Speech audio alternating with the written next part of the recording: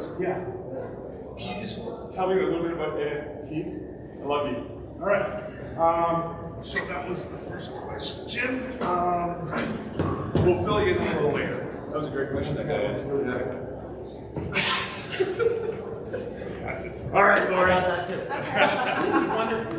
It's striking to me that y'all aren't casting something every day. This may be a general question, but what made y'all want to go into acting? No one else thought I was good at anything else. No. Oh no, you took your own shot. I'm good. I'll give you a legitimate answer. Okay. Go. I was playing pro sports and I enjoyed the audience and demanded performance. And then my body broke down and I was like, what can I do that still feeds me that kind of euphoric state of performance? And you know, the go-go dancer was not going to work out as much as I had hoped. So I went to acting. Wow. Well, that was like the lead singer from Foreigner. He said that he knew he needed to play guitar or do something music because he'd never be able to hold down a job. And that was what got him. I thought that was a pretty good response. Yeah, I played in a band for years, and a casting director came and watched my band play, and then asked if I would audition for a movie. I was like, I'll try anything, sure, but my goal was to play metal in my band. Yeah. And so I said, yeah, why not? So it was just the thing I said yes to. I ended up getting the job. Wow. But then the job was a dark comedy, and I played a butler for Roddy McDowell, who at the time I didn't know anybody in the film industry, but it was just a cool little thing. So I played as butler, but it's insinuated that I have sex with greyhound dogs. So I was like, this can't be my only gig. I gotta try to do something else and not be known as the guy that had sex with greyhound dogs. So it's like, I gotta get some other job. I thought you were gonna say that this guy came to my band and he said, maybe you should try acting. Music. Yeah, here's a little bit. Don't go too close.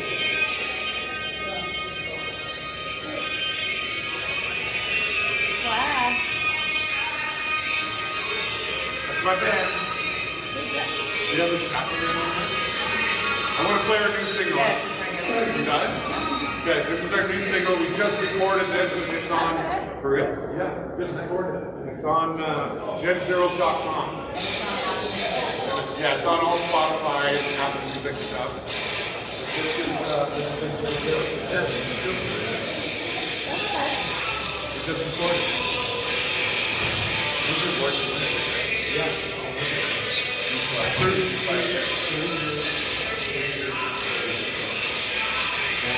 I just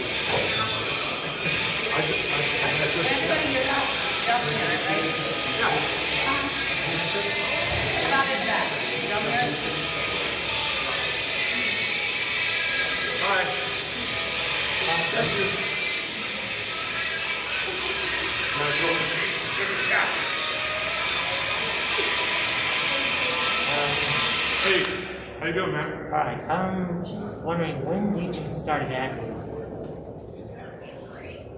When did I start acting? No. I started acting very late. I didn't really start till like my mid-30s, and I didn't really take it super serious and studying or even getting work, like booking jobs. That didn't start happening until I was in my 40s. So it was tough because I was going to school and taking these courses with actors that are like younger, 10, 15 years younger than me, that have worked before, and I haven't had it. But I was just something that I really, really wanted to do, and I was crossing my fingers it'll work out for me. But I didn't start really booking jobs until my 40s. But the one thing that I tell a lot of new actors and people that want to do it or people that want to get into it is you gotta love it, because if you're doing it for money and fame, it's not going to be there. You just gotta love to do it, and then all that other stuff just comes. That was my experience. There was a lot of, as we both can tell you, you get 90%, 98% no's. Yeah. So you gotta be okay you got to make friends with the no and learn from the no, and then when you get the yeah, it's just a celebration. But the no's are the ones that teach you how you can be better. When did you start? Same thing. I started, I think 30 or 31 was the first time I actually went on that.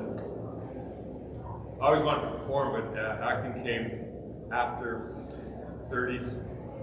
And the same thing, was a lot of no and falling on my face, and the passion for it though is one thing that keeps you going. If you can learn from the no's and you're fueled by the passion for something you love doing, then eventually get somewhere where you can keep doing it, I guess.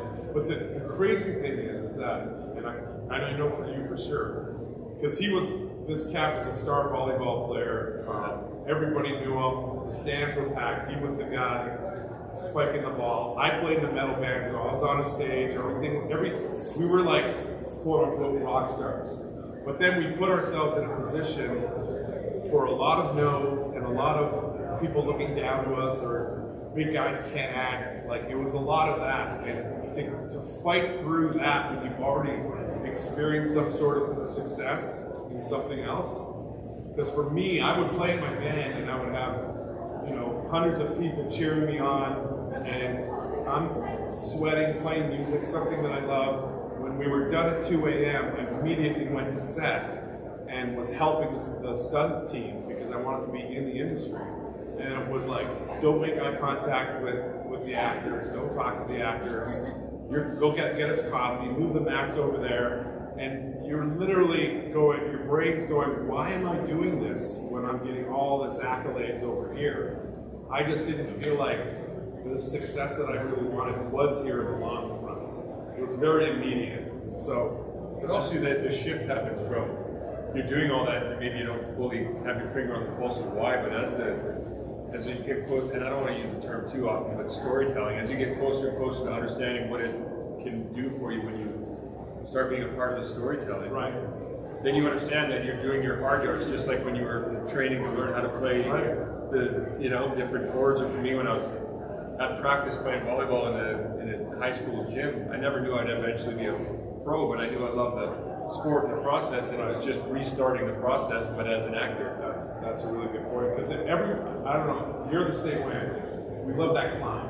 Well, the climb is what's exciting. it makes the earning it so much fun. Yeah. So yeah, we got lucky. It's a great question. I'd like to direct something. Hi, I'm Michael DePaul. I got sucked into this out in the hall for some reason. I'm just here because I know these cats. He's one of our good ones. You and I talked about something, and you touched on it very briefly, and I want to bring it out. One of your early breaks was because of athletics and boxing. Yeah. And you talked about you were trying to be an athlete and the training part of it. Y'all both kind of backdoor into this. Have any of you guys seen the show Battlestar Galactica? Ask him about his Battlestar experience, because that is one of the things that's interesting to me.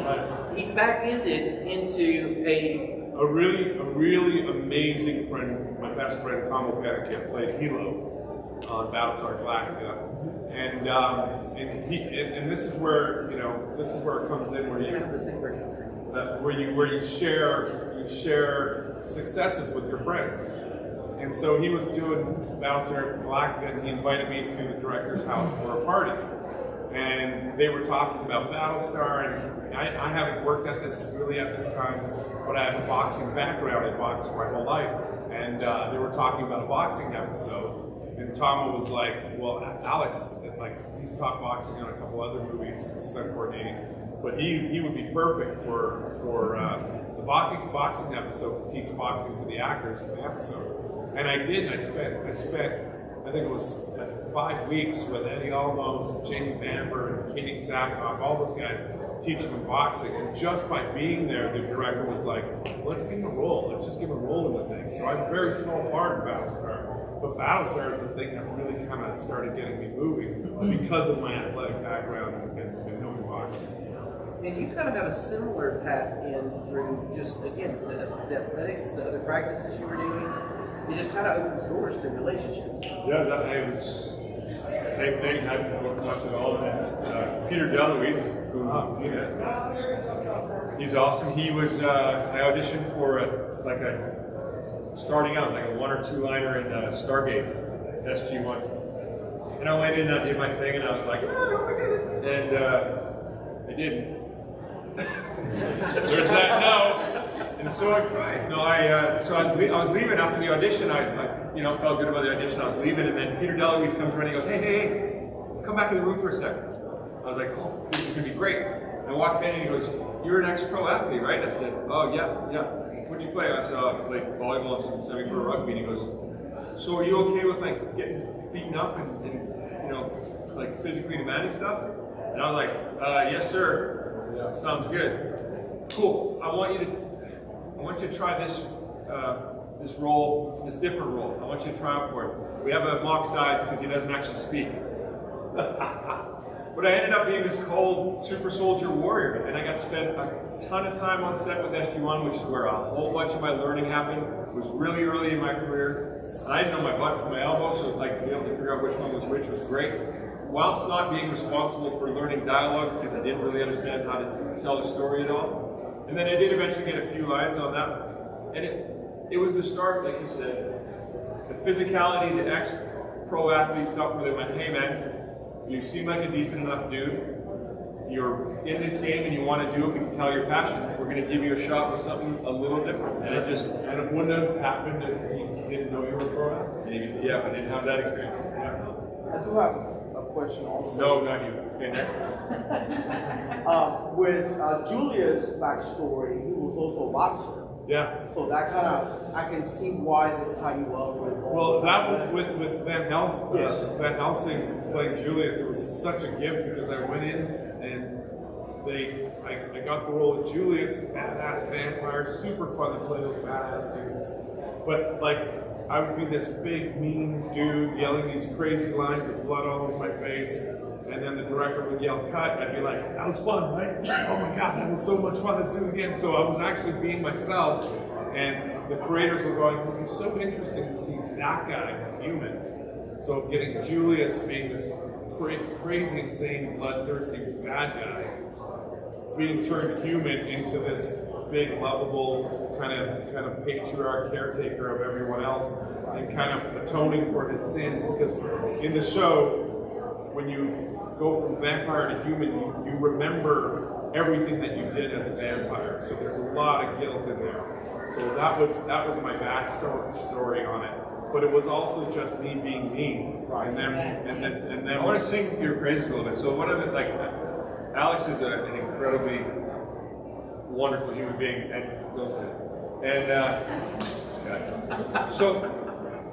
so Alex's authenticity of who he is as a human, just sitting here, that's finally getting the recognition, and he's climbing this ladder and doing a lot more things. And it's not, his talent has always been there. Yes, you're sharpening your tools in the trade, and you've always been great though. But I think that, I'm no spring chicken, but one of the things I wish I'd learned earlier is that the authenticity that I get to see and understand through Alex and the response to it that he gets, like the fact that they see the beautiful human being and go, let's make that guy the human in the show. Right. That's not born of some writer going, oh, we need a human version of the thing. They're like, man, that guy's a really awesome dude, and we love that personality, and it's authentic and genuine. So let's make that work. I got really lucky. They were really amazing. Yeah, you got to be good to be lucky. True. But they were really amazing to me. You had your hand up? I did. Kind of to piggyback off his question about starting your acting career. I'm curious about the cities you got your start in versus like Toronto versus Vancouver versus LA. Well, if the experiences were that different between what you were going up against, what you were learning. I think Vancouver's what they call Hollywood North, and there was a lot of opportunity because the American shows are only 2.5 hours away from like U.S. or Los Angeles to Vancouver, 2.5 hour flight, and what they get on their dollar, the American dollar. So a lot of shows end up coming there, but a lot of secondary casting. So you never really get the top 5. But that's where a lot of actors cut their teeth, and a lot of actors get the opportunity to be there. Toronto is basically the same thing. It's a way bigger city than Vancouver. It feeds you from New York more though, the shows out of New York. But to me it was, I was on my way from, I grew up in Winnipeg, and I was going to Vancouver for a little bit, but my goal was to go to Los Angeles, and then 9/11 happened, and then we couldn't go to the States. And to me personally, it was a blessing because I had an amazing group of friends, studied like crazy, and then I studied in New York and Los Angeles. And one of the stories I've told before is, you know, I don't know about you, but because we're both big guys up here, but you kind of try to hide your bigness. You kind of try to be a little bit smaller. You don't try to own it so much because then you become, you know, they don't see you as a speaking role character. They see you as, okay, you're the doorman. You're the guy that beats this up. So they kind of, for me personally, I kind of shrunk a bit, and I did this acting class with Larry Moss, who's an amazing acting teacher. And I always deflect, if I'm really not confident, I deflect with humor a lot. And so I was on this stage trying to challenge myself, is acting my place in life? And all the insecurities of myself started popping up, kind of being small. It was like 300 people in this auditorium. And then I talked to Larry Moss beforehand, told him I used to play in a band. That's about all I said. And then he stopped the scene and he said, stop. So we stopped and the embarrassment kicks in even more. 300 like thespian actors. And he points me out and he's got this voice and he says, Aleks, so you told me that you played in a band. And I said, yeah, I did. And I'm kind of joking around. And he turns around to the audience and says, no offense to anyone who plays this instrument, but my guess is that you played the bass guitar. And people started laughing, and I started airbanding and joking around. I go, yeah, I play the bass guitar. And he was like, quiet. Everyone just went silent. And he looked at me like I was being scolded, and he said, how dare you give me a poorly played bass when you have an orchestra inside? And my jaw dropped.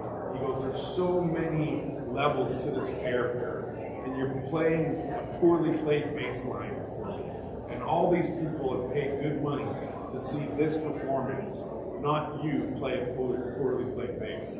That switched my whole brain around of giving every inch of what my instrument can do, how I grew up, use the things that I have in my life, how I grew up, and learning from just accepting the tools that I have to play the orchestra. So that changed my whole life. I don't know if you're about that. Yeah, actually, Larry Moss helped me. Okay, they're just quick. I started in the UK. I was when I left, I finished my pro volleyball career in Holland, and I had no idea really what I wanted to do. So I went to Australia, started doing shows with my brother. We wrote, you know, like if you go to resorts, you know those idiots that go on stage to keep you entertained before dinner or after dinner. I don't know. I was one of those idiots. Still an idiot. I still do that, don't you? But I got to thinking that I really loved that performance. That's what birthed the idea of being an actor. And I went to England. I studied in London, England, and I fell on my face there because I had no idea. The same thing you're talking about sports. I'm like, I know what I want to do. I know what it takes to get there. I'm just going to give everything I've got and fall on my face until I get there. And so it was trial by fire, and there's a method to my madness. I didn't want anyone to know how unbelievably terrible I was back home. So I wanted to suck miserably in the UK. I did the same thing. I got out of Winnipeg to suck somewhere else. Yeah. So I didn't say anything. It's the thoughts. They're so, you see thought bubbles. Such a nice guy. So I knew that all my embarrassment would stay in the UK for the most part. So I came back to North America, and then Vancouver, the same thing, lined up. And then Larry Moss did open the door for me too. I was up on stage, and I was always doing what I thought the audience wanted to see. And I was always doing what I thought the script or the other actor would need. And he did the same thing. He's like, stop, you know, and he gets at you. And he's a bit of I think he's mildly a mentalist, because he was trying to make me,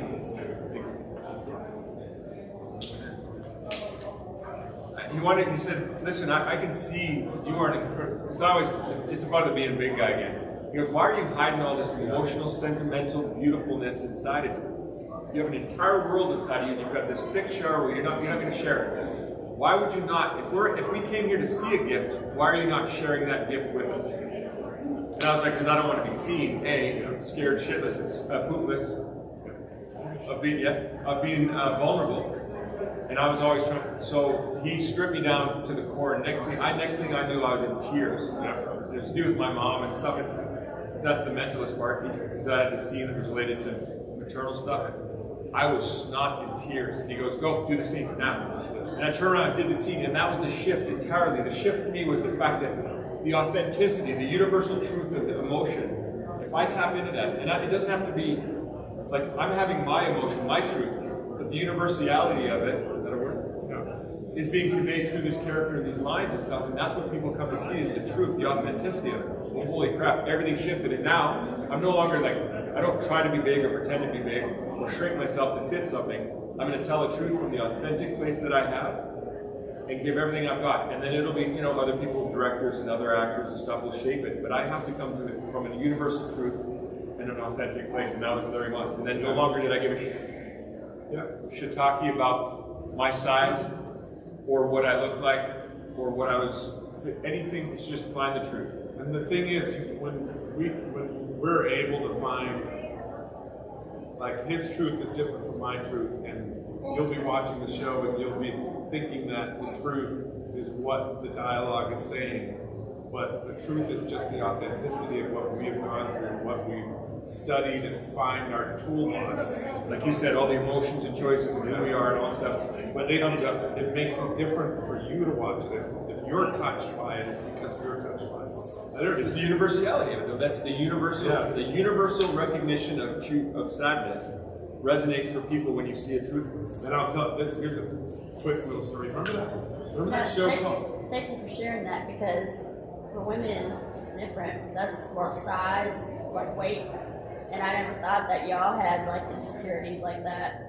Absolutely. And They're actors. They're full of insecurity. Yeah. I didn't mean it like. I mean. No, but yeah. it's true. But we use it as our tools now. Yeah. Yeah. That's good.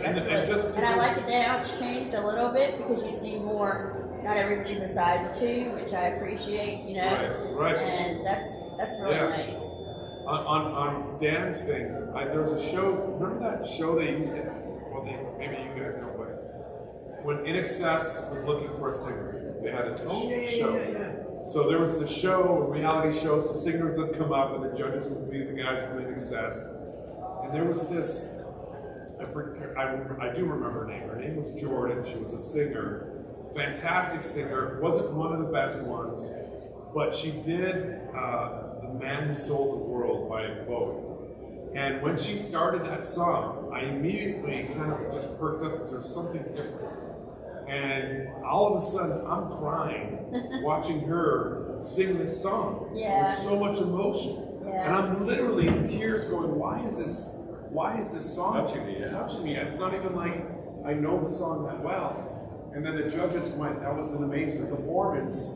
Why did you pick that song? And she said, my best friend passed away last night. And her name was 6. And so she opened up her hand and she had 6 on her hand. So it was her favorite song. I didn't know that. Yeah. The judges didn't know that. She was literally going through something so hugely emotional because of her best friend, and that's her name and her favorite song. Wow. I felt it through a TV set. Because she was the conduit to that pure sense of authentic emotion, and if you do that, if you tell your story or your character in that from a truth, and you get to that emotional authenticity, it's going to resonate. It's going to translate. That was one of the biggest moments for me, where it was like I didn't even know she was going through any of this, and I felt it. That's what inner. Getting that in touch with that, in touch with your own truth and being brave enough to do it. That's the vulnerability. That's the vulnerability that they talk about. Yeah. I would add also to your original question about the differences. One thing I've noticed as a viewer, and it's kind of a hobby, is to watch shows that are filmed in Vancouver, Toronto, or the UK, and watch the people in the background. Yeah. Because in LA, you're not walking across the background of someone else's TV show. But in Vancouver, they're like, we need an extra 12 people. Who you got on set right now? Oh, I've got Alex. Oh, Mary's over there somewhere. So I can see the number of times Tomo Finnegan walks just through the scene of shows shot in Vancouver during the VSG era, or Mary McDonald, and there's just a lot more egalitarianness. Very true. Well, there's a lot less ego. Yeah, definitely. I was being more nice and saying it's much more egalitarian. No, but if I mean, again, to go to the authentic thing, like on shows where there's ego, there's dissension, and there's hierarchy, and then the production value it takes a hit. I think that some of the shows in Vancouver, when there's a lot less ego, and everyone's trying to drive to tell the best part of the story to go, We all love seeing each other on set. Yeah. That's part of it. But like you're literally looking at it takes.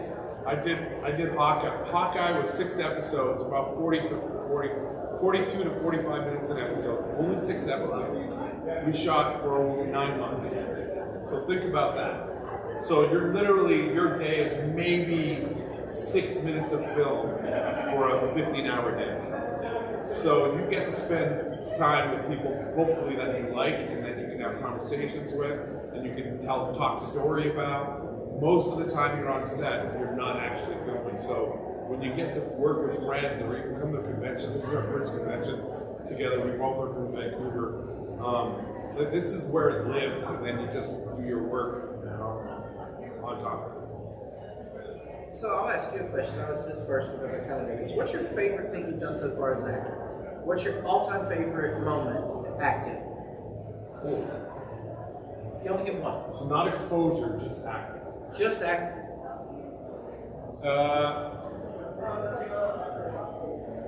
It's funny enough. So I mean, the only one, man, it's narrow. Everyone makes fun of Hallmark movies a little bit about that they're, but they're great. Absolutely, they're based on hope and love. That's the whole idea behind them. We all watch 100 of them a year for a reason. Yeah, and I've had a lot of fun and enjoyed them, and you get really cool moments in different shows and stuff, and I remember like big explosion fight scenes, working with incredibly big names, but there's one time I had a fight with Jenny Garth on camera on purpose. And it was a Hallmark movie. Yeah, I love it. Well, we're in a trailer, and she didn't like them. And it was on camera, and she had joked that she only does this to keep her lifestyle going. She doesn't like it anymore. She doesn't like to act anymore. She jokes. So I kind of set up this thing where I thought, oh, maybe she's not going to really be present and not be there like you're supposed to for the other actor. Well, we had this fight scene. It was one of the earliest. It was like the second day, and it was one of the cool. Like everything, when you get into a scene so much, so that you're like it's a euphoric state of being so present in a scene, you lose sight of the crew. You lose sight of the fact that you're in a movie. You lose sight of, and you're just completely tapped into that other person and what's going on and what you need from it and all your objectives, and you're just living in that moment. It happened with Jenny Garth, who told me she didn't even want to be there. And we were having a fight, and we were getting divorced, and our kids were getting engaged, and we were fighting over whether to tell them before or after or whatever. And she wanted to tell them before, and I wanted to wait till after, and we had this huge fight. And I wound up in tears, and she wound up with like tears welling up and stuff, and then I cut, and the same thing you do, like, was that good? I love that. So I go from trying to fight over when to tell the kids we're getting divorced into this emotional state with tears in my eyes, and as soon as they go cut, I'm like, oh my god, that was so fun! Which is a weird thing to say after you're in tears and fighting something, but it was the most euphoric state of high that I can remember. So if you ask me that, that's the one that comes to mind. I don't know. It's hard. But that's the one that came to mind. And mine's along the same lines. I went and worked with Larry Moss in New York, and I was doing Mice and Men. I don't know if you guys know that play, obviously. And so just a very big dude that has really no conscience and is mentally challenged. And I was just working on it for it was like 3 weeks with him, and we were doing the scene. Prepping for it, backstory, where's it from, using my physicality, my body different so I don't look as strong type thing. And I I come home, and there's an audition for a film called Personal Effects, and it's for a mentally challenged man that's accused of killing Ashton Kutcher's sister in the film. And Kathy Bates is in it, Michelle Pfeiffer, and all the casting director wanted was the A-list actors in Vancouver. Like, who are your top actors in Vancouver? I wasn't on that list. And I then asked my agent, I was like, just get me in the room. Like, I'm trying to know this character. I just finished playing this character. And so they're doing a second run of like B and C level actors right now, so I'll try to get you in. Didn't get in. I didn't make that list. And I'm begging, just please get me in the room. So they finally put me in the room on a Friday. I'm the last person there. And I'm nervous because I'm not playing a strong dude. That's what I would be playing for. Well, just that bouncer guy, right? And this is a small broken man and the emotionality and everything that I worked on with Larry Moss. But the only difference I did was I gave this character a conscience. He knew what was going on, but he was still slow.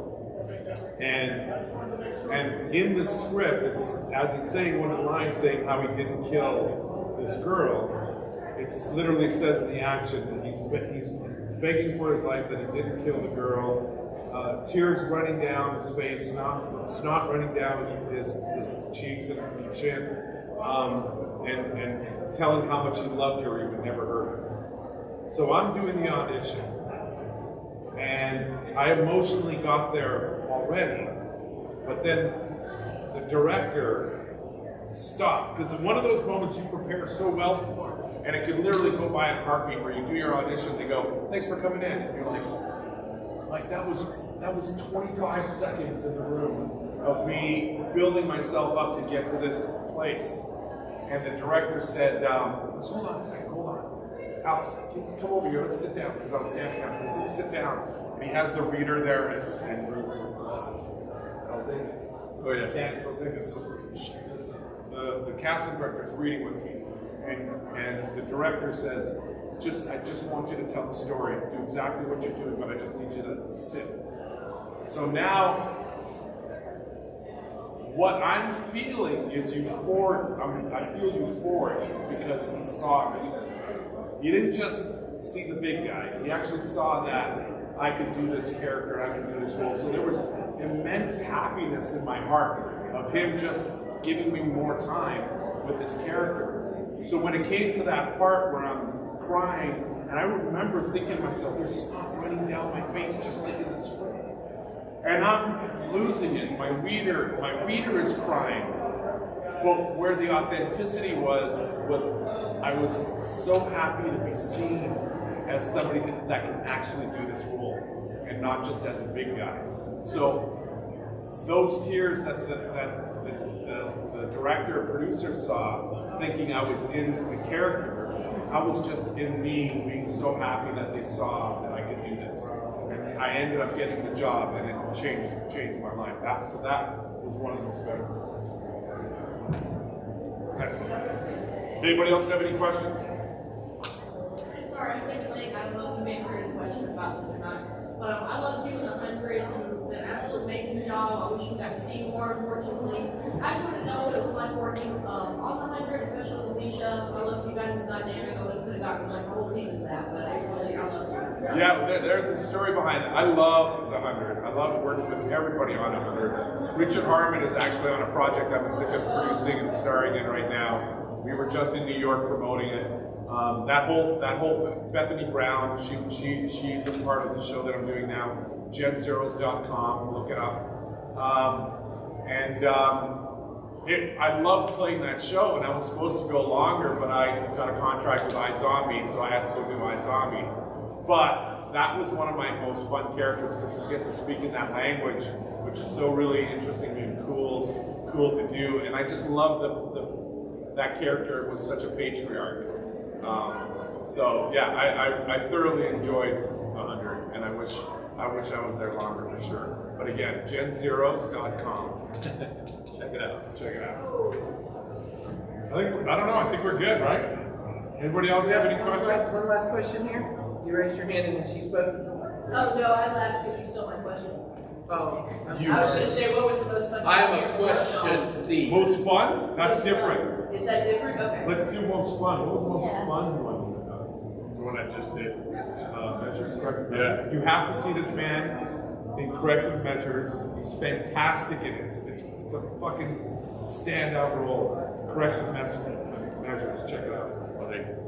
Yeah, the one for me the most fun was just working with Michael Rooker and Bruce Willis. Rooker. Absolute mania. Crazy in the most sweet, fun way possible. But yeah, just hanging out on set with him and being in a movie with a guy that I grew up as an icon of cool and swashbuckling rogue awesomeness. And then being to be able to, like, again, I went the other way kind of. Like I am a tall person of size, and I was fortunate to get like a lot of like Hallmark movies and Lifetime movies where my size He's was so handsome. I don't get those ones. He does though. I fooled them. I went in with shoes on my knees. It works. And door fun Hallmark. Anyway, so I used. They always like, oh, like these big roles would come up and like, oh, we don't know if Dan has enough edge. I always heard this thing, but I don't know if Dan has enough edge. He's a really nice guy, and he does like that really like charming, sweet thing really well. I don't know if he has enough edge. Comedy, right? They see us. Yeah, and he's he's not terrible at So finally, with this payback character in the corrective measures, I got to be dark, horrible, evil, vengeful. So much fun. And it was because of relationships. Yeah, and it was because of a tragedy that was forced upon him that he went on a vengeful ex-military guy, family man, turned into a vengeful vigilante because of this tragedy. That's, again, the backstory and the stuff that fueled it. I was just so much fun. But how did you get there? Well, they had offered me a role. You need it right. Yeah, they had offered me a role in a movie that was farther down the sheet, so to speak, farther down on the list. And they were trying to get like a WWE wrestler to do the role. And I knew the director. I played his son's dad in a couple of shows. And so I wrote him an email saying, hey, I understand that you're trying to get this person for the thing. I really feel like I can play this character. I truly believe that I have it in me to be this character because of the story, because of the backstory of a guy who is just a good human being doing the right thing. Tragedy forces him into a totally different. I get all it. In my mind, that just resonated. And I wrote him this email, and he goes, "Yep, me too." And this is what we were talking about. It's about relationships. They worked together before. They bonded. Knows he's a good dude. Knows he's a good actor. And having the balls to be okay with sending that email to an executive. So and it takes years to kind of learn this. And you see, yeah, like I have always been so, for lack of a better term, Canadian about it. I mean, like honestly, I'm like, oh my God, I can do this, but I don't want to upset anyone. So I better not, I don't want to ruffle anyone. I'm sorry. I start the email like, sorry to bother you, but You did one of those. The very first night I talked to you on the phone, I got an email. I'm sorry to bother you. I'm like, what? That bothered me. just Canadian. But having confidence in yourself enough to learn that but it took 20 years of being in the game to be able to go, wait a minute, I have a relationship where I'm going to risk a no, because if I don't ask, I know what the answer is. So, Well, since I got dragooned into this, literally having gotten out of the car about 40 minutes. Literally Got out of the car and I'm up here. I'm going to take prerogative and just ask the last question, if that's all right with you. unless you have another one. Unless you have another one, and then I'll hold mine until the end because I'm going to take the last question.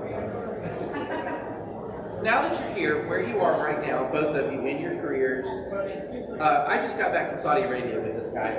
We spent a week together in Saudi Arabia. It was amazing. If you ever get a chance to go visit, they're the nicest people on the planet. But where you are now in your careers, do you ever just stop and think, how is this my life? What is your overwhelming emotion when you stop and think about where you are and how you got here? I think I have to do that now again because it is still a roller coaster and it's still an industry based on projection and no. So if I just to be brutally honest, I struggle with depression. So if I don't check into the fact that I have worked my butt off for a long time to achieve what I've achieved so far, and to give myself credit for the work and effort and energy that I've put into results and stuff, like to be able to work with Bruce Willis, that doesn't always, like that doesn't fall in your lap day one. I'm going to be an actor. Oh, here's Bruce Willis. So to get there, I do have to step back now again, because when I am not working, after a while, A, the depression, and B, the lack of ability to understand what I've done and how we're come cyclically around again. Yes, I do have to step back and go, oh my God, I'm afforded such an amazing lifestyle and job, and I'm so grateful to have an incredibly supportive wife and kids. And yeah, gratitude is an essential part of A, getting out of depression, and B, being aware of what I do and why I do it. So yeah, I do step back. Yeah, I mean, I definitely do. I come from an immigrant family. I come from, watching my mom. I don't think I've ever told this story, so I'm going to tell this story. Lucky. Because it's a trip. My mom and dad were, off the boat from Yugoslavia, and they had no family, and they had 2 kids, very small. My brother and I are 18 months apart, so I wasn't even 1, and my brother was about 2.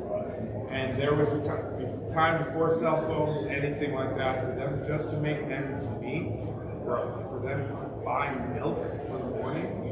There was a gap where one had to go to work and one was coming home from work. So there was 4 hours where my brother and I, not even one, my mom's not gonna like me telling the story. But this is the risk that they did. Not even one, but there's 2 in a room in a house that had renters at the top.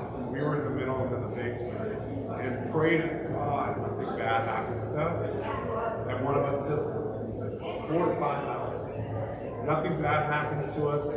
We don't start crying insensibly. So when a neighbor comes and goes, "Where's the parents?" and the child services come, like they had a 4 to 5 hour gap just to make ends meet. And my dad was a champion boxer, and then came to Canada and was just doing a job he absolutely hated. My mom was cleaning offices with me on her hip, and my brother emptying garbage cans. So to be able to do something that I love,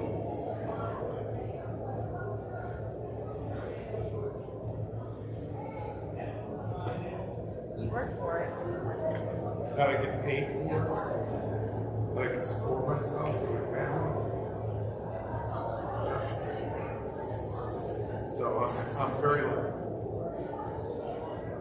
And his mom is incredible. I'm still gonna kick my ass.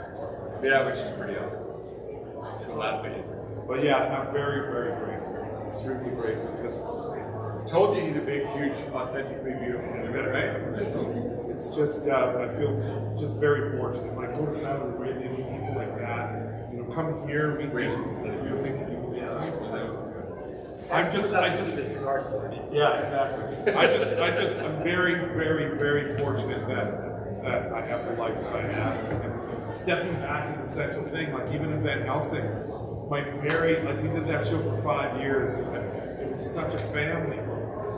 We loved seeing each other every day, guest stars and people that would come up. I loved welcoming them. And we would buy coffee trucks every Friday. And one of the actors, it was just such a great feeling because anybody that comes on the show, I want to host. It's like my house. I want people to have a great time, and it makes their creativity that much better when they don't have to walk on eggshells. It's like your first day at a new school. So I love that. In my last scene to ever shoot on Van Helsing, season 5. I had to get all this makeup off, and then I had to kind of go from this mutant vampire into the human Alex, or human Julius. And so everyone's rushing, and we had a few moments to get the final shot, and I just stopped, and I took a walk 50 feet back, and and I'm so glad I did because I smell the grass, I can still smell the grass, I can still kind of see the way the light, the sunset was hitting, and I'm watching this show that for 5 years coming to an end, and just being so thankful, just eating all that, and I'm so glad I took that, 5 minutes of just a moment that will never leave my brain. The smell is there, what I was hearing was there, the guy in the crane going, get to work, and like all of that stuff. And I'm so happy I took that moment because it was just epic. Well, I think that's about our time, but you've been gracious enough to share with all of us, so it's our turn to share with you for a minute. Plug your current projects, what you're working on, and where can we see you next? You'll see me on Virgin River. Yeah. Coming up. No way! Yeah. Oh, I'm a huge Virgin River fan. I'm so excited about it. Yeah, so I'm on there for a couple episodes in season 4. I'm writing a Hallmark script with a friend of mine from Florida, which has some interest, so fingers crossed that goes through, because that's some loopholes. Holy cool. And that's about it, yeah. Auditioning in hard yards. I've been coaching a lot of baseball. What about you? Where are we seeing you these days? GenZeros.com, a show that I'm executive producing and starring in, which is taking up a ton of time. It's been super great. Snowpiercer season 4, we're shooting right now, which we're really excited about. And a few other projects that are happening that I can't really talk about right now, but yeah. All right, well, there you go. Thanks for being out. More for Dan than Alex. Just because I need it. That's the validation. We don't validate you.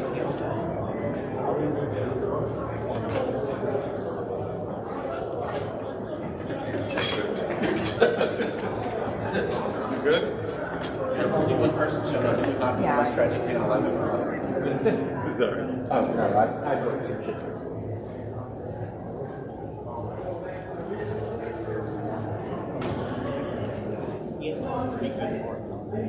Help me get it.